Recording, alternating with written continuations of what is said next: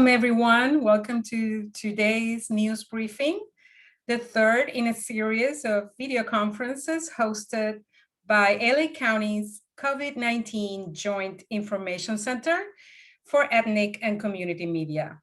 I am Pilar Marrero, Associate Editor of Ethnic Media Services. On behalf of our ethnic media outlets, my thanks once again to the Joint Information Center's team for sponsoring this groundbreaking initiative to help us track the county's response to the COVID-19 pandemic. Today, we are honored to have the chair of the Los Angeles County's Board of Supervisors, HILDA Solis, to open the briefing. She has been a longtime champion of community health workers and will share her views on their key role in the pandemic. We are also very grateful to have Dr. Barbara Ferrer, LA County Director of Public Health, to give us an overview of the pandemic at this point in LA County, from health indicators for COVID to the vaccine rollout. And the third speaker will be Jasmine Flores, lead promotora or community health worker for the East Los Angeles Women's Center. She will provide a personal account of what she's seeing in the front lines of the pandemic. We will email contact information for our speakers and a video of the conference call along with collateral information afterwards.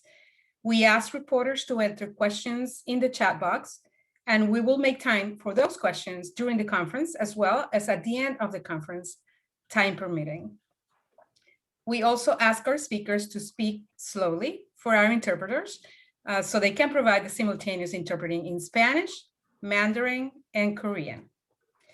And now let me introduce our opening speaker, the chair of the Board of Supervisors, HILDA Solis, supervisor representing the 1st District of LA County.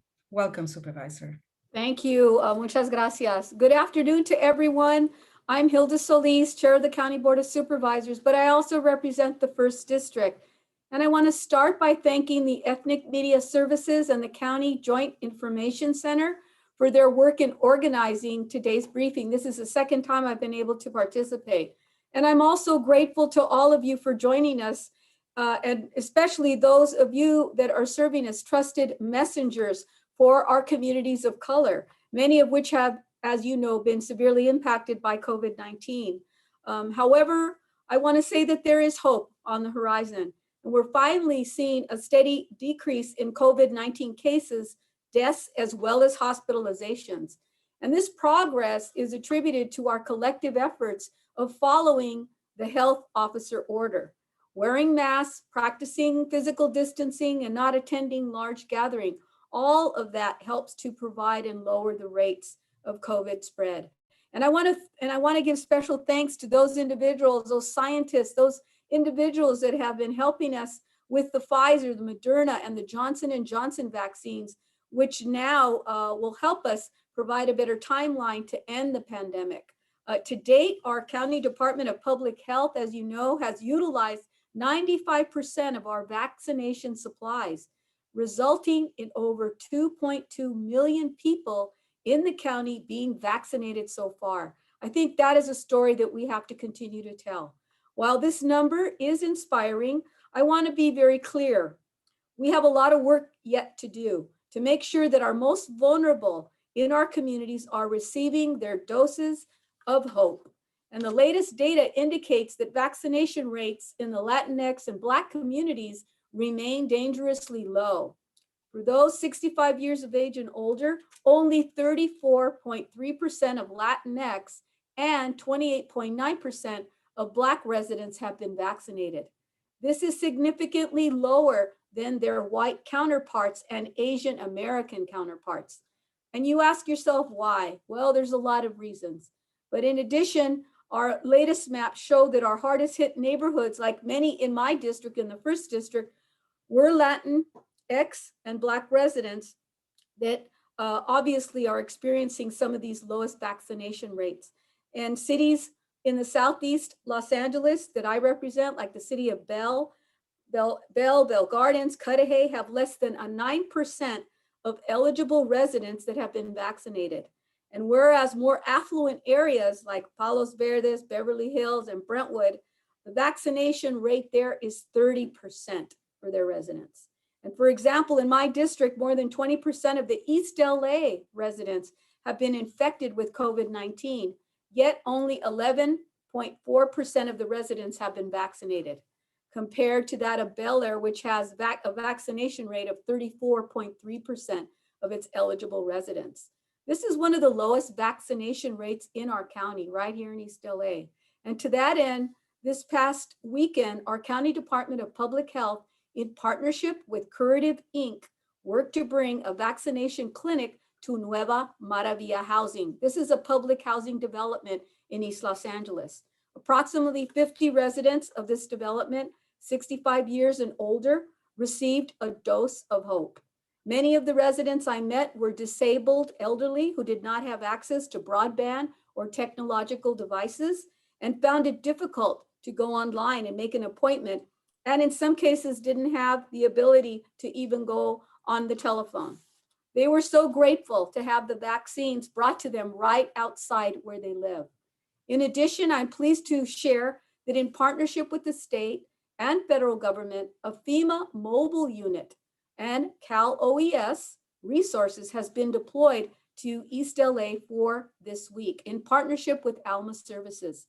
This mobile unit will serve frontline health workers, residents 65 and older, and also educators and food workers whom become eligible or did become eligible on Monday. I got to see it firsthand, and I was very, very, very, very pleased to see that most of the residents from the local area were the ones receiving the vaccine. So we didn't have interlopers or people coming in from other parts of the county, which I think is a good mechanism to use as we move forward.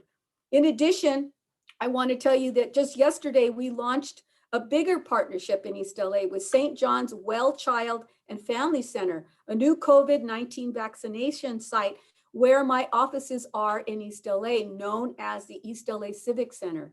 And so we're going to continue to make those vaccines available, and they are going to be open. That site's open from Tuesday through Saturdays, and they'll be able to vaccinate between 400 to 600 people each day. And we will accommodate people that also walk up, so you can drive and you can also walk up. And as you know, if you're familiar with the East LA Civic Center, it's appropriate to have a vaccination site there because it is so close to our metro station, the East LA line that stops right in front of the building, the bus stops that are there, and the big, beautiful park that surrounds the area that many community folks from East LA are familiar with. The Civic Center is already, as you know, a trusted resource for our community with a clinic already there, childcare center, and a library right there. So people are very familiar with this. Sites like this, in my opinion, help to ensure that vaccinations go to the communities that have been hit the hardest. And equity drove our decision to place the vaccine site at that location. But it's not just having the vaccine available in the areas that have the most cases. We also, I believe, have a responsibility to engage our most impacted residents, our communities of color in and around East LA. And that's why those from East LA and the surrounding community will be prioritized for appointments. And with the help of our community organizations and partners, such as the East LA Women's Center, we're going to make sure that those doses go to the right people and that we inform our community about this partnership.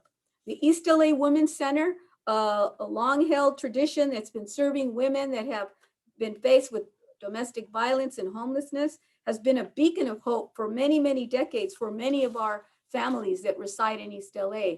They provide counseling, supportive services to those most impacted by sexual assault or domestic violence. But during the COVID pandemic, they've also met the moment by working with the county to conduct outreach to those most impacted by the virus through the Community Health Worker Outreach Initiative, also known to many of us as the Promatoras program. This was a program created in response to COVID-19. At my direction, a motion that I put forward, LA County allocated $30 million to the creation of the program, hiring community health workers from the community to provide education, resources, and PPE, and connect them to other resources. With 16 agencies as a part of the network, we have lifted up the incredible work of the community. Indeed, this is an investment and one that I am committed to making long-term. In fact, in early January, I was proud to announce that this initiative was extended throughout March 31st. And the county is committed to continuing the important work throughout the remainder of the year. And this is a network of residents, people that we know and we trust, who live in our communities. They are now going to be our trusted messengers. They speak our language. They are from our neighborhoods. They organize in community centers with faith-based locations and even meeting people in laundromats. Promatoras meet our hardest to reach communities wherever they are. And as you'll hear shortly from Jasmine Flores, the lead promotora at the East LA Women's Center, their mission is to connect people with the right information and resources and to bridge the gap and to build that trust between government, LA County, our services, and real people. To date, there are more than 900 part-time and full-time community health workers. The program started through Motion, which I authored, and it's been one of the most effective tools that we have to reach our community members. They've conducted more than 200,000 outreach activities with over 369,000 individuals and distributed 230,000 face coverings and 60,000 sanitizer bottles in our most vulnerable communities. To me, they have been instrumental in disseminating and imparting information to our community about the COVID vaccine. But even then, there's still some hesitancy, as you know, in our community. Some people are still not believing that the vaccine is there to protect you. So we know that their mission and what they're going to do is going to be very, very important. And I'll be honest with you, we have to make sure that we assist them and we let people know that the vaccine helps to prevent death and saves lives. So please, everyone, tell people about the Promotores program and let them know through social media and share your experiences so that more people will know what is coming. It's only by working together, trabajando junto, that we're going to beat this pandemic.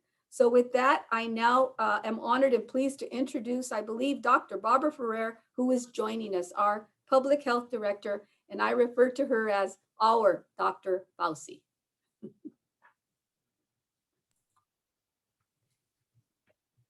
You're muted, Dr. Ferrer. We cannot hear you right now.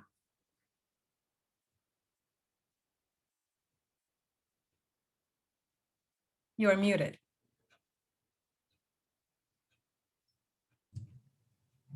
Sorry, can you hear me now? Now, finally. Okay, good. Yeah, there was an issue. Welcome. I was just controlling. I'm so sorry. Thank you so much, Supervisor Solis, the entire Board of Supervisors, and our partners at the East LA Women's Center for all of the work you're doing to support those living in our hard-hit communities and to protect the health of LA County. Because of your leadership and your commitment, each week we are making more progress in our recovery and our efforts to vaccinate residents and workers. I do want to start with a brief update of our current status, and I'll take the first slide. Our average daily number, our average daily number of new cases of COVID-19 is continuing to steadily decrease. But you can see here that the line of new cases, and that's the green line, is not quite as steep. And that means that the rate of decrease is actually slowing down. As of February 23rd, the average daily number of new cases by episode date is around 900 new cases. So we've returned to the levels of new cases that we actually saw before the surge at the beginning of November. And so far, it does look like the Super Bowl weekend did not have an impact on our numbers. But we'll need to wait a few more days to assess the impact of the February holiday weekend. As our cases decline, we're also seeing the average number of people who are hospitalized for COVID-19 decline as well. And you can see that on here with the orange line, though we're not back by any means to our pre-surge levels. Our daily hospitalizations are now at about 1,500 patients hospitalized each day with COVID-19. But if you look on this chart, you can actually see that in early November, our daily hospitalizations were at about 800. The 7-day average number of daily deaths also continues to decline, and that's our blue line. But unfortunately, this number remains, as you can see, far too high. The number did peak at 254 deaths on January 13th. But unfortunately today, and for many days these past weeks, I've reported over 100 deaths a day. And as a reminder, in early November, the average number of daily deaths was around 14. So it's our hope that as hospitalizations decrease, we will witness less people dying. And the continued high number of people passing away each day is a heartbreaking reminder that this pandemic is far from over, and we need to continue our diligence in masking and distancing whenever we're around others. As families may now be making plans for spring break, please consider staying local and enjoying the beautiful outdoor spaces across the county, our parks, our beaches, and our trails. We should continue to avoid travel and gatherings, especially those that are happening indoors. These activities led to devastating consequences over the winter break, and they can easily set us back on the progress we're making to slow the spread. And as you can see with this new slide, we've updated on Tuesday the state metrics that measure COVID-19 transmission in the county. And LA County remains in the purple tier because our transmission or our case rate continues to indicate that we have widespread transmission. But our adjusted case rate has now dropped to 7.2 new cases per 100,000 people. And that means we're getting very close to reaching the red tier threshold for this metric. Our 7-day average daily positivity rate already has dropped significantly, and it's now 3.5%. That means out of every 100 people that get tested, less than 4 people are testing positive. And this other rate, which is called the positivity rate in the lowest HPI areas, this is really a measure of how we're doing in the communities that have the least number of health affirming resources. And even there, our rate has dropped dramatically, and it's about 5%. For both of these metrics, the county is in what we call the orange tier. But as a reminder, we are placed in the most restrictive tier for any one of our measures. So given that we still have a measure in purple, we remain in the purple tier. But it is possible, given the low number that we're seeing on the case rate, that we could move into the red tier as early as March 17th.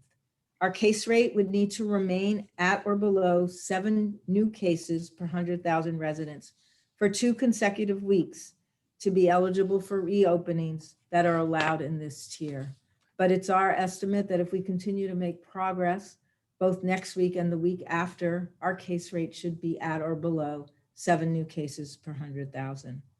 I do want to go on to the next slide and talk about vaccine equity.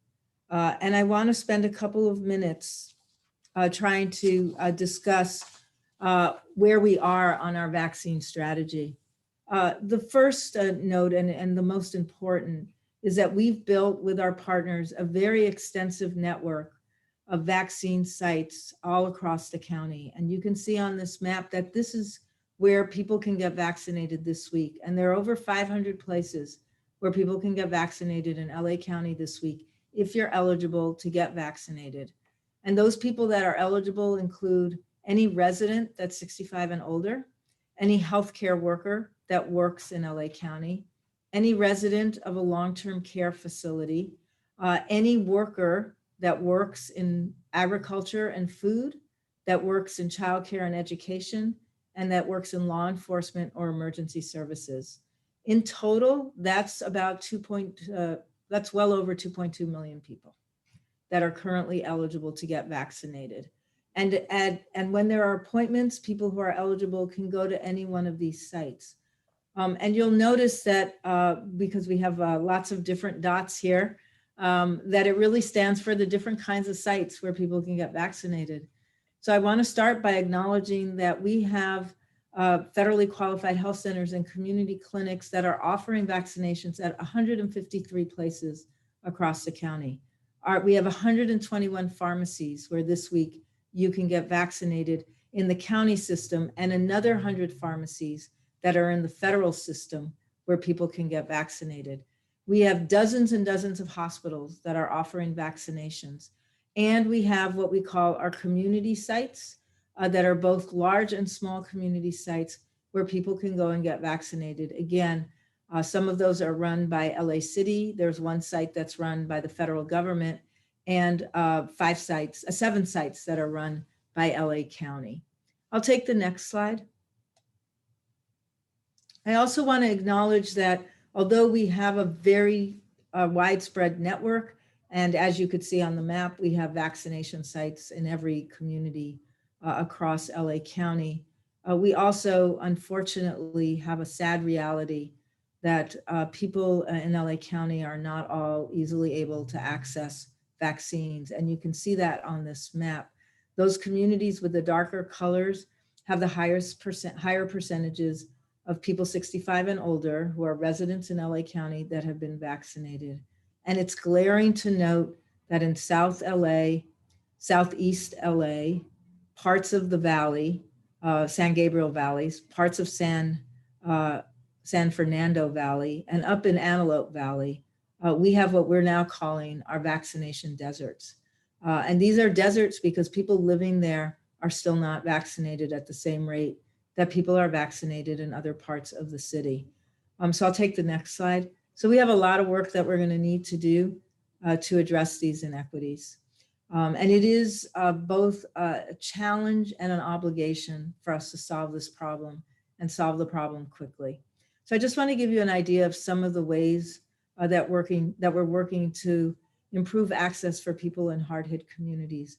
Because one thing for those of you who've been watching the pandemic's history that I'm sure you realize is those communities that were the lighter color communities, those communities that really had the lowest rate of vaccines, are in fact the very same communities that have the highest case rates, the highest rates of hospitalizations, and so sadly, the highest death rates.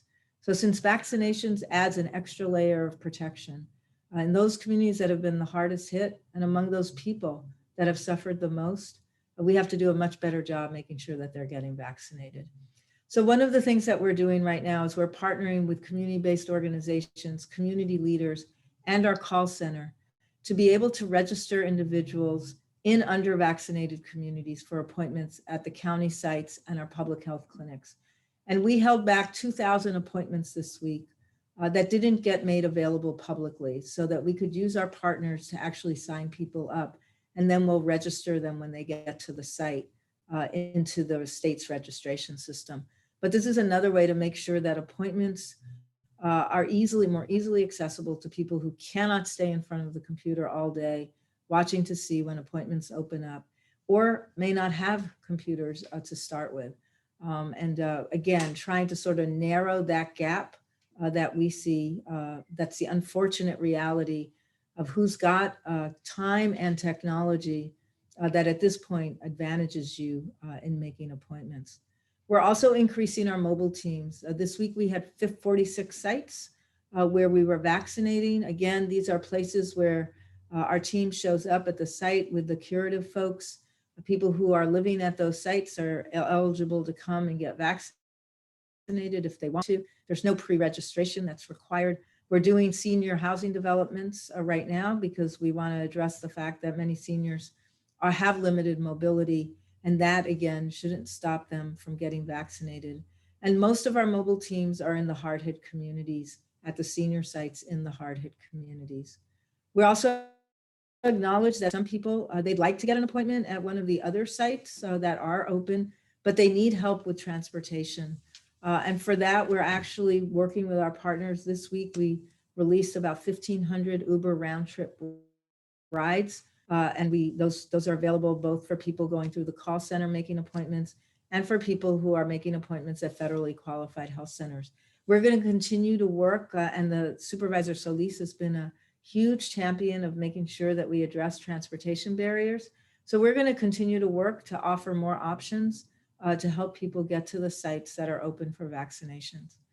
We also, while we do need to make sure people are eligible for getting a vaccine when they fall into one of the eligibility groups, we don't want to say that having to show your verifications is so hard that even though you're eligible, you can't get past that threshold.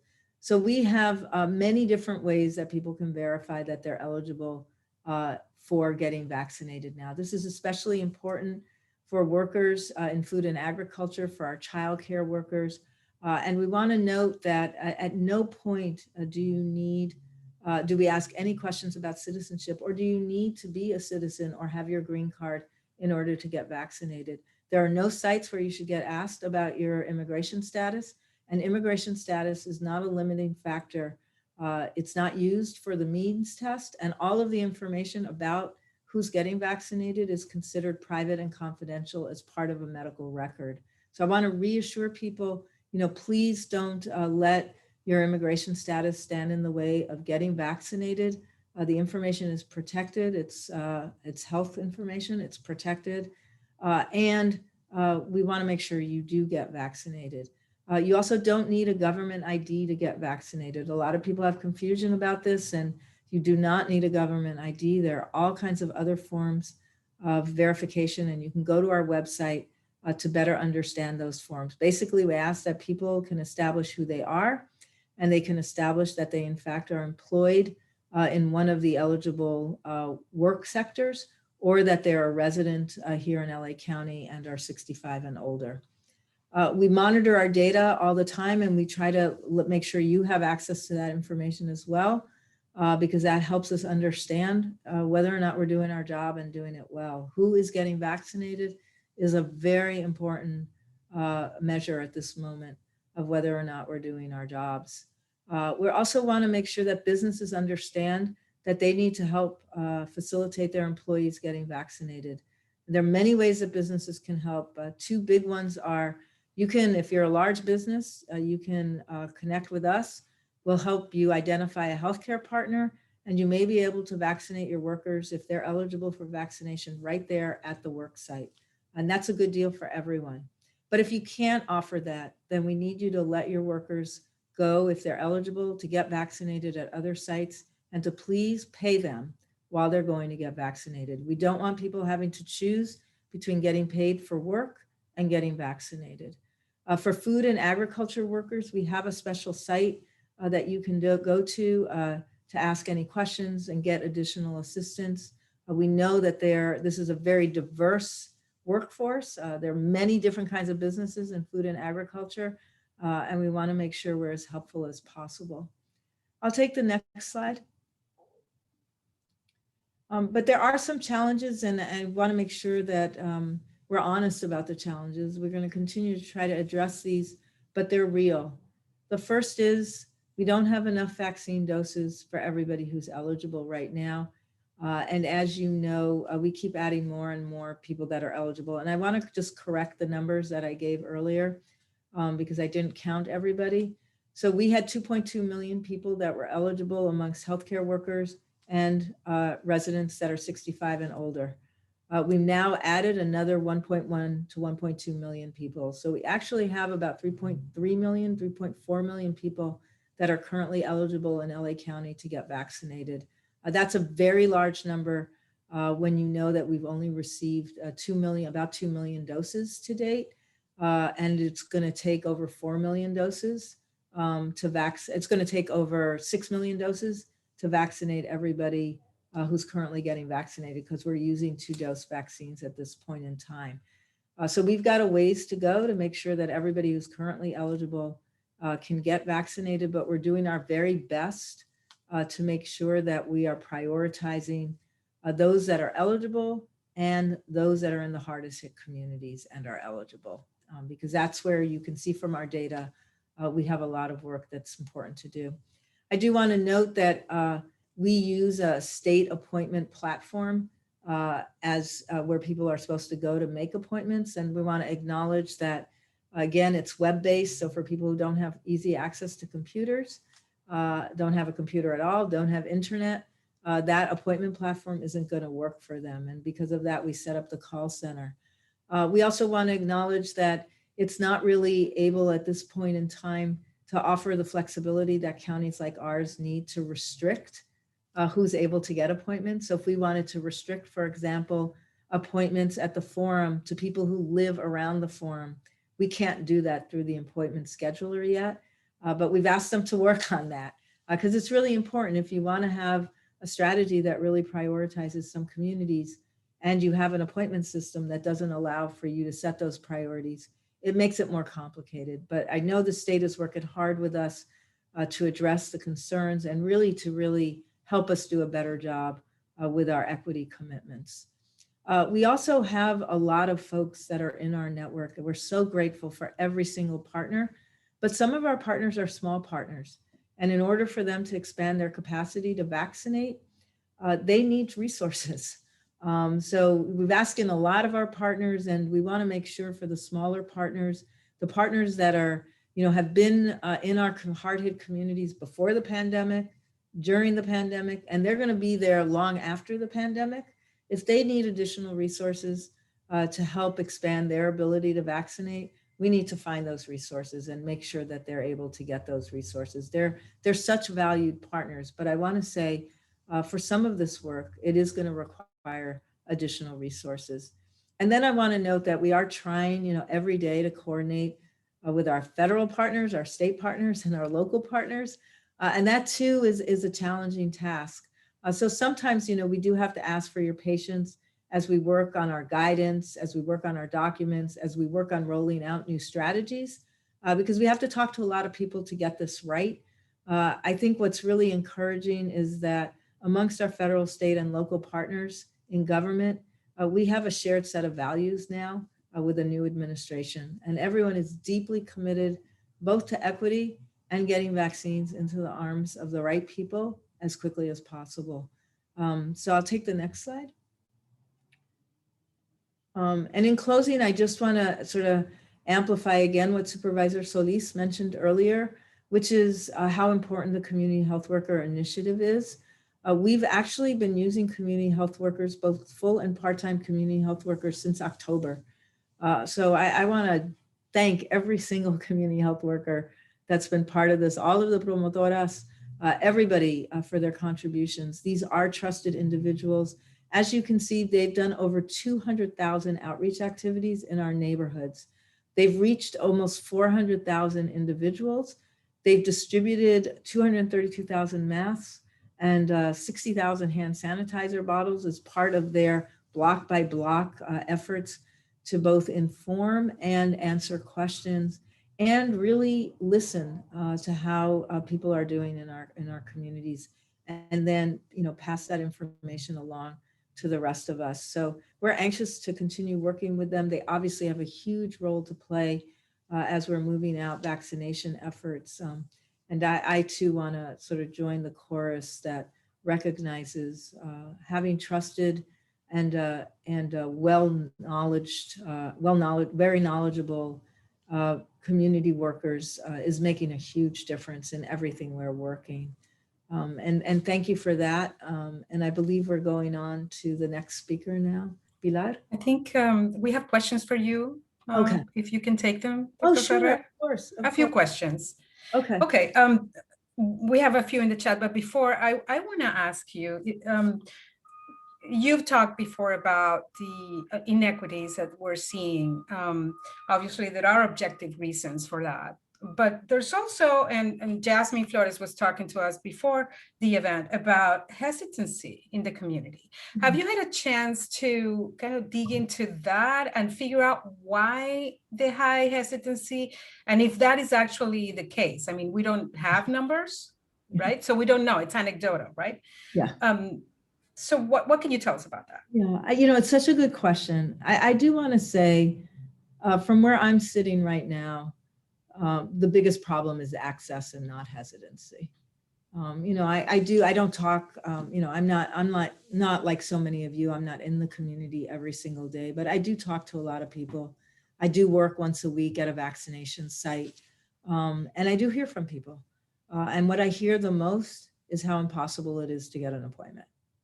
And I hear that from Latinos. I hear that Latinos and Latinas. I hear that from Black residents. I hear that from Vietnamese residents. I hear that from Filipino residents. And that is really what I hear the most.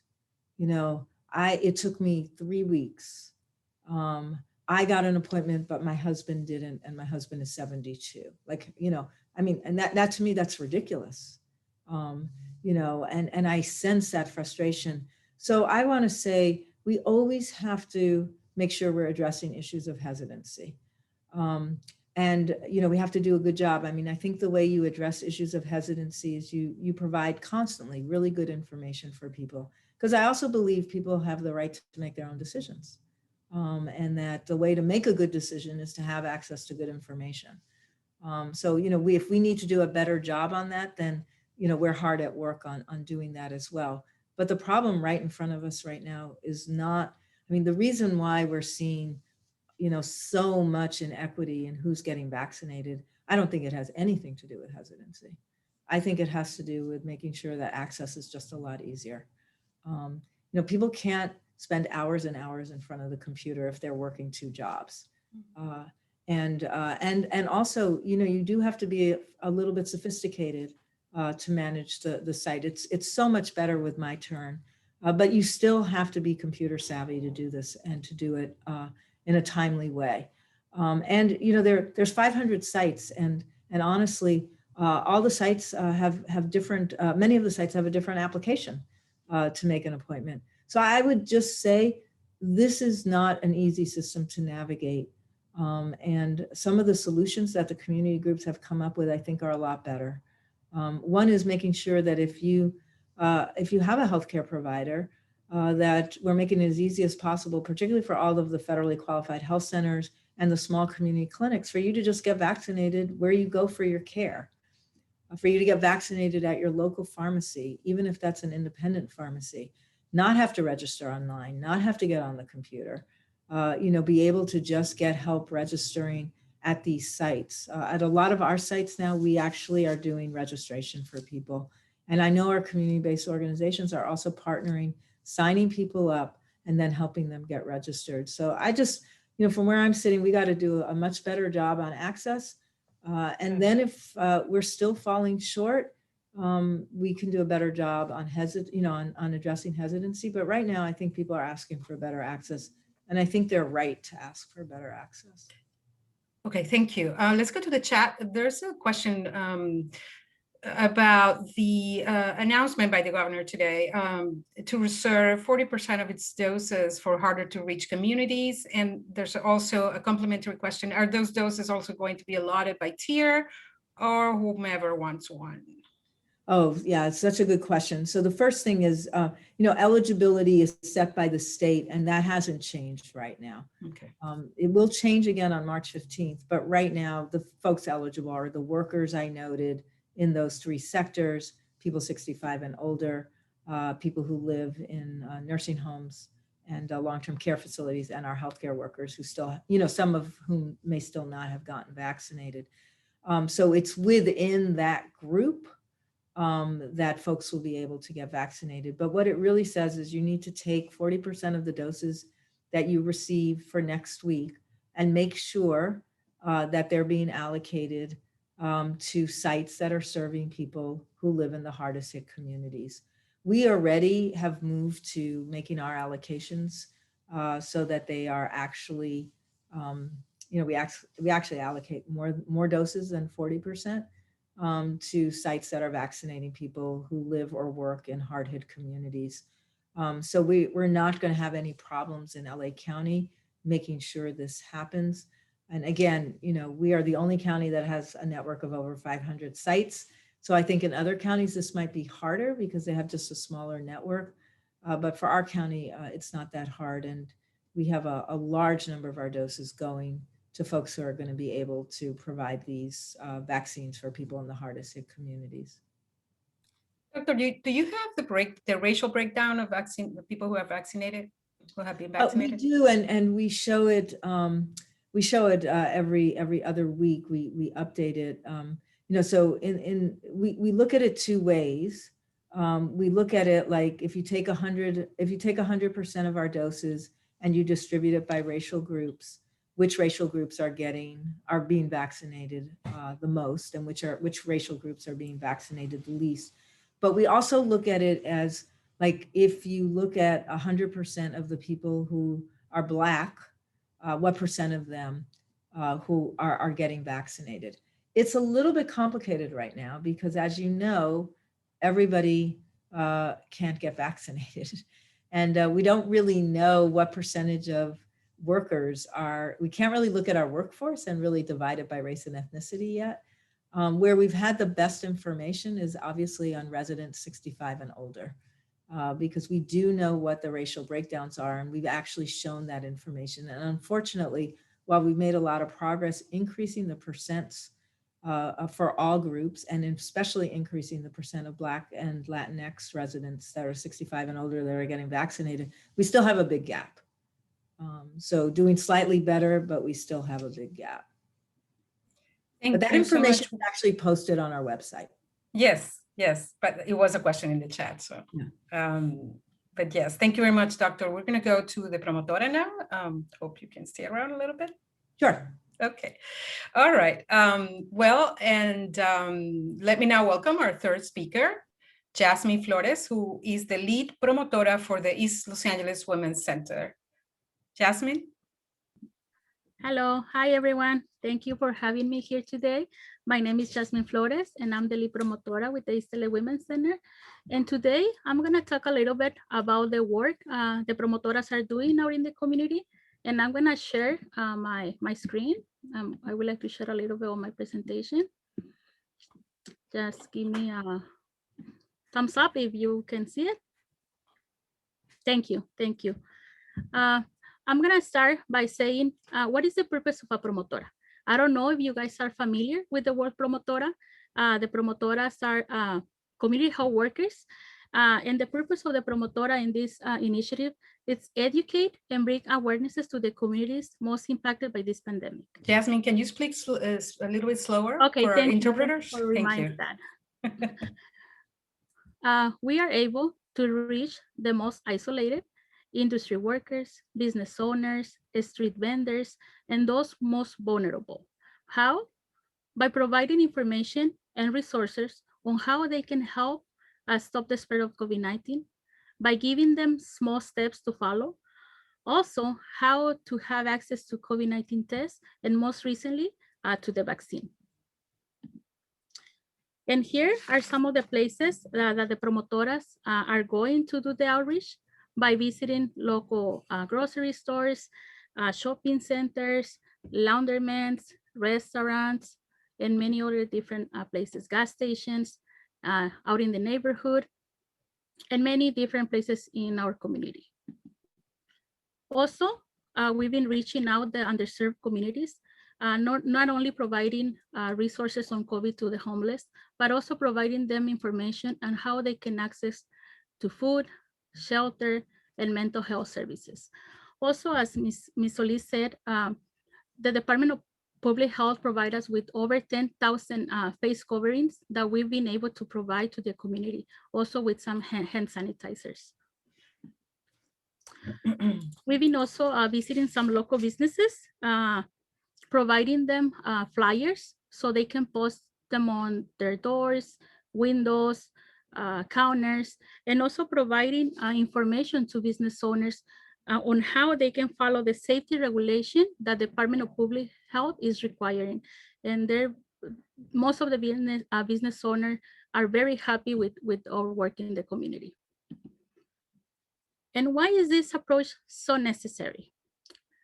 There are a lot of stigmas and misleading information on COVID-19 and the vaccine in our communities. There is a lot of fear in our communities when it comes to COVID-19 and the vaccine. We want our community to have access to services, not only regarding COVID-19, but also health, food, legal, and mental health services. And many of the stories that we hear out in the community is the challenge that our community still have accessing these services, especially legal services and health services. Some of the barriers that we found and encountered in our underserved communities, there is a lot of distrust in these communities. Members of our communities want to speak to people that can relate to them, people who speak their language, people who look like them, and also people that know their communities. That's why the work of the promotoras is really important in these communities. There's also a lot of lack of knowledge and lack of access to technology. We need to understand that not everyone in our community has access to these services. There is a lot of misleading information. We hear a lot from our community members that COVID is not real, that COVID is a lie made by the government because the government wants to get rid of the Latinos. That's why they are afraid to go to hospitals. That's why they are afraid to go and even to get the vaccine, because there's a lot of fear in our communities. Also, accessibility to testing and vaccine sites is a problem because many sites are drive-in and do not allow walk-ins. So we need to understand, like Dr. FERRER says already, and HILDA SOLIS, that many of our community members doesn't have transportation or doesn't have access to technology. And that's a big issue in our Latino communities. Our current efforts through our community initiative program, 70 East LA Women Center promotoras have reached over 25,000 community members by providing them education and awareness on COVID. That's why I think personally that the promotoras are really, really essential doing this work, because we are women of color, housewives, women's grandmothers, and the stories that we hear out in the community, those are our own stories, and we can relate to them, and we can understand the fear of our community. And my presentation is really short. In conclusion, our work has proven that it takes a united community to reach faster and safer to end this pandemic. The promotoras provide a friendly reminder to the community and lets people know that they don't have to do this alone. We need each and everyone in our community to make this possible. I want to thank HILDA SOLIS, especially to Supervisor SOLIS, because she always recognized the value of the promotoras and the importance of these women doing the work out in the community. Thank you very much, and thank you for make us part of this project. And we're very proud to represent all the promotoras that are working on this project. Thank you, gracias. Thank you, Jasmine. I have a question.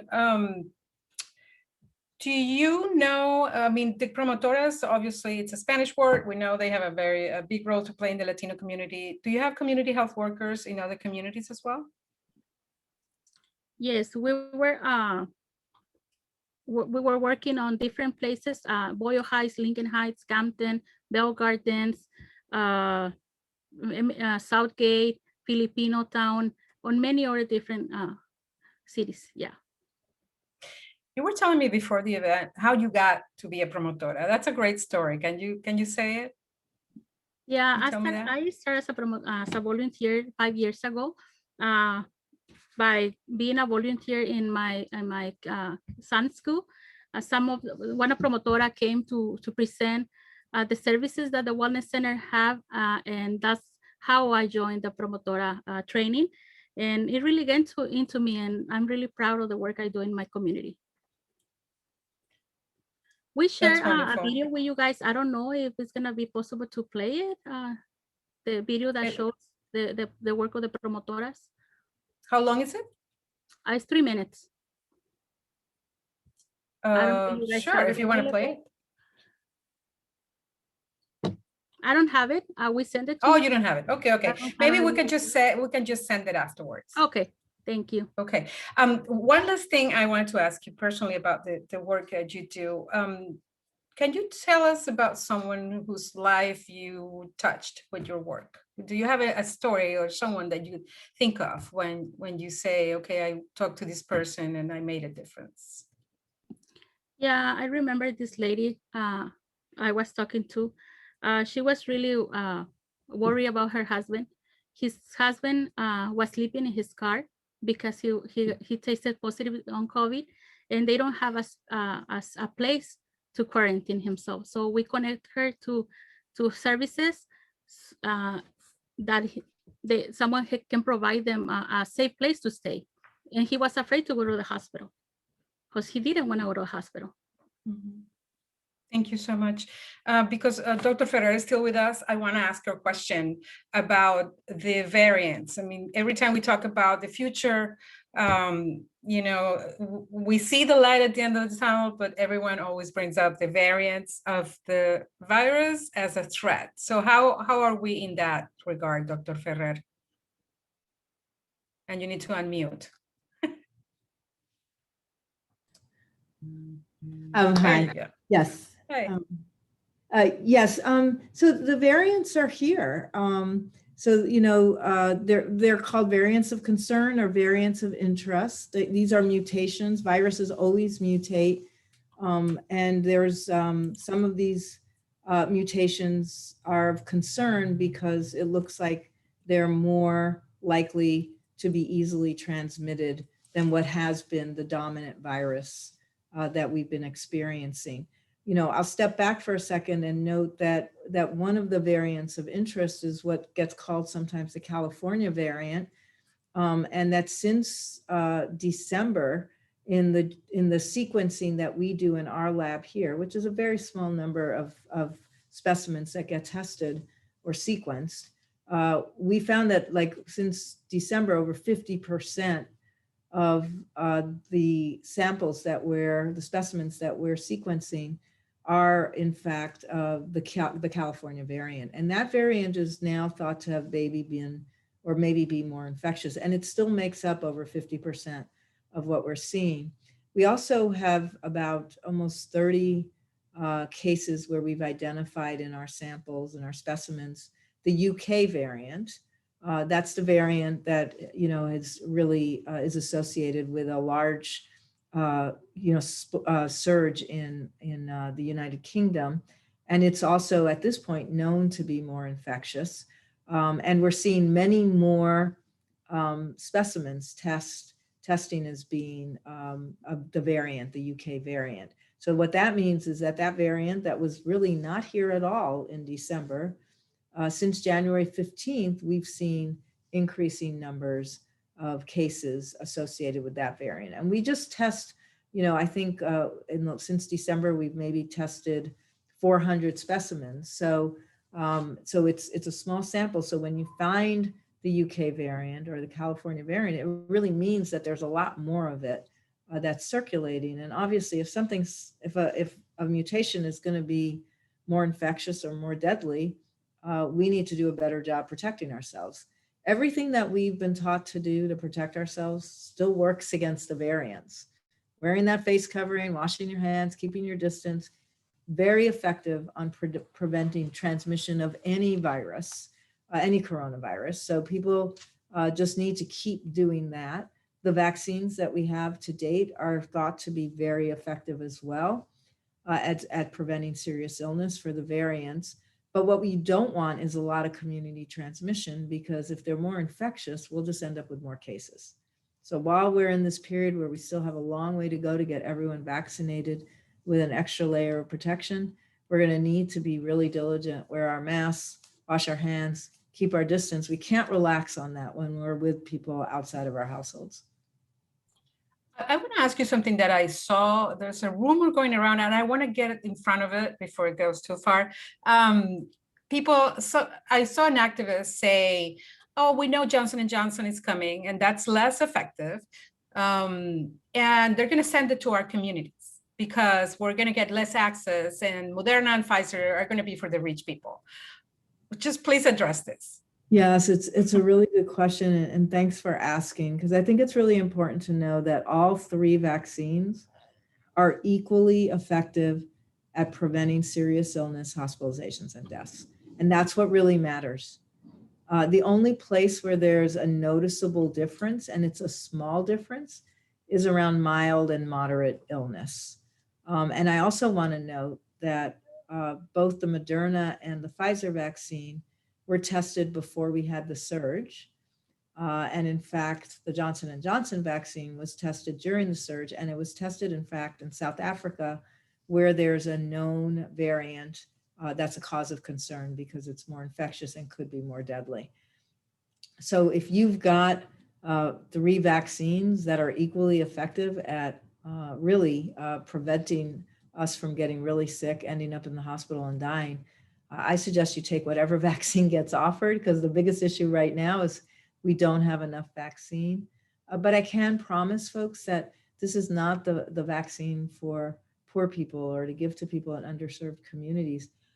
We know a lot of people who actually want this vaccine because it's 1 dose. And with 1 dose, you get a ton of protection. And many people have a hard time coming back for the 2nd dose. And maybe many people, frankly, don't want to do a 2nd dose. So it has some big advantages in that it's 1 dose and it lives in the refrigerator for 3 months. So that makes it much easier. So I think there'll be places where you're going to see us using it and being glad to be able to use it are going to be at mobile sites, pop-up sites, places where it's hard for people to come back for the 2nd dose. But I'm going to be honest, it's going to be distributed when we get a lot of doses. We've gotten none so far, but when we start getting doses, it'll be distributed to every site. And unfortunately, people aren't going to be able to choose. You're not going to, it's not like a drive up and there's a menu and I want Pfizer or I want Moderna or I want Johnson & Johnson. It's not going to work that way. Not now when we have so much scarcity. You're going to make an appointment, and when you get to a site, the site will have whatever vaccine they have, and you obviously you never have to take anything. So, if you find out when you get there that it's Pfizer and you wanted Moderna, you are, of course, always able to say, I don't want this vaccine. I would encourage people not to go there because there's so much scarcity. If you've got an appointment and you're offered a vaccine, this vaccine, whether it's Moderna, Pfizer, or Johnson & Johnson, it will save your life. So please don't hesitate because it's giving you so much protection. That would be where I would be on this is, and right now there's just not going to be choices. So we're just going to be offering the vaccines that we have available, and they'll be offered all across the county. Before we close, Doctor, what are you most hopeful about? And then I'll go to Jasmine with the same question. Yeah, I'm most hopeful that, we live in LA County, and this has been a community that really has come together for a very long year. The vast majority of people here have taken really good care of each other. We've had some devastating times, though, and some heartbreaking losses. So I really look forward to being able to get more and more doses of vaccines. This extra layer of protection is going to really help, particularly our essential workers, people with underlying health conditions, people who are older, really survive. And it also, once we get almost everybody vaccinated, it's going to allow us to really return to more normalcy than we've seen. I mean, we're going to be living with coronavirus, COVID-19 for a while.